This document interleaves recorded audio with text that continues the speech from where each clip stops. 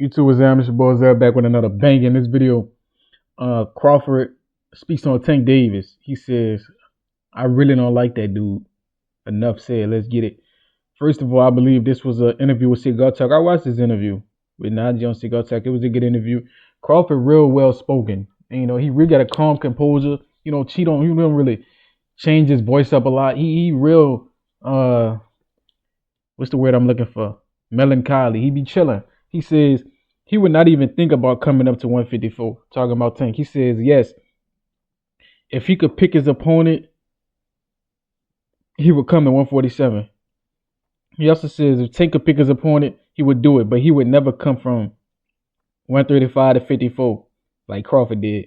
He also says, I feel like he's one of those little arrogant dudes that is using what he got to shield him. He's got a lot of security guards around him, and he knows he's in the limelight. In certain situations, he wouldn't be acting like that. Interesting. So the first thing he said was Tank would never climb up the divisions like he's done. And that's true. Tank not a real competitor, not a real fighter at heart. Bud is a competitor at heart, a fighter at heart. He lives for competition. He get excited for competition. Tank literally didn't say it. His worst fear is losing. So that means he's scared of competition. It's tough competition. He's scared to lose, literally scared. I understand hating losing, but that should make you try harder. He fears losing, meaning he don't want to fail, meaning he's not going to try. He's not going to push himself. Dudes that scared to fail never push themselves. And Tank not pushing himself. He being stagnant. And he pretty much, Tank is the new Drake, right? For a long time, Drake was abusing hip hop. And that's why K-Dot didn't like him. Kendrick is to rap what Terrence is to boxing. Kendrick represents holistic rap, the origin of hip hop, competition, lyrical ability, real thorough rap.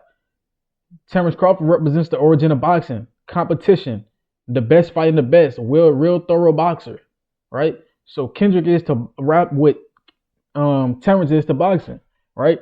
And Tank Davis is to boxing what Drake is to rap. For a long time, Drake was exploiting rap. He was dropping albums where he wasn't trying at all. Usually when you listen to a Drake album, you get 1, 2, 3 songs that's going to be on the charts for a long time. Drake, his music started being mid, right? And Tank fights are now, they're mid. Frank Martin to Lamont Roach, 2 mid fights. When he like a minus 1,000 favorite, minus 2,000 favorite. So Tank Davis is exploiting boxing to pimp the system, and he not giving it no substance. That's exactly why Kendrick stopped liking Drake, because Drake was pimping the system, dropping weak music, hopping on trends, and that's what Tank doing, and that's why I compare Kendrick. Kendrick and Terrence Crawford represent the same thing pretty much, and that's thoroughness. You feel me? And that's why Bud don't like him. You feel me? He said if Tank could pick his opponent, he will move up, which is true. Tank would never move up to fight a Boots in this. He fought Mario Barrios and Mario welterweight. Why he can't fight Boots? He'll never fight Boots. You feel me? He'll never fight Boots in his life. Ever. Ryan Garcia's scared of Boots, and they're the same size. Ryan Garcia's scared of people his size that could punch and got defense. When we talk about weight bullies, people don't mention Ryan enough. Ryan has never fought a guy bigger than him that could punch. Ever. Devin fought Ryan. Ryan bigger than Devin and he could punch. Ryan has yet to fight somebody bigger than him that could punch. So we don't know how good he truly is. You feel me? But yeah, we know Tank ain't moving up no 2 divisions to challenge nobody. He would never do that. And he hiding behind what he got. That security. It is what it is, talking crazy. But I respect where Bud coming from. Because like I said, Tank move a little weird and people be trying to disrespect it. Even when Tank disrespected Bud family, I think that's the straw that broke the camel's back. I think that's when Bud was like, okay, if I see this dude, fuck him. You feel me? Because you can't disrespect no man. I think he said the man wife 400 pounds. He got to keep working and support all his kids. You trying to disrespect a man for having a big, happy family. Tank, you come from a broken family and you created broken family. How you going to disrespect a family, man, when you got a broken family and you come from a broken family? And I'm not even trying to be like too personal about the dude, but Tank the one that always making personal insults. He the one that's always making personal insults. So how you going to critique a family man when 1, you come from a broken home, and 2, you've created broken homes? You feel me? How you going to critique Bud when you created a broken home? You feel me? So it's like envy. It's like when he criticized Bud's family, that was him showing his envy because he ain't got that. He don't got no big happy family. He probably got multiple baby mothers, Tank fit the stereotype of the ignorant nigga The ignorant nigga who got multiple baby mamas, illiterate, can't read, quick to anger because he don't got no other skills. And it's crazy that that's what they promote when they talk down on black people, or black people, they this, they that, they dysfunctional, broken families. But then they glorify the shit when you look at Tank Davis. It's just crazy. But yeah, like I'm saying, that's really, if we being honest, that's really why Bud don't like him. You can't disrespect no man wife, no man family, and expect for him not to say what he said. That's the real reason Bud don't like him. And I respect it. You can't disrespect no man family without him really wanting to slap you in your mouth and punch you down. You feel me? But let's just be honest. We got all this smoke for Tank. When Tank retire, or if he retire like he say he do, he gonna be so unaccomplished that nobody gonna care at that point. When Tank retires, we're gonna forget about Tank in 5 years.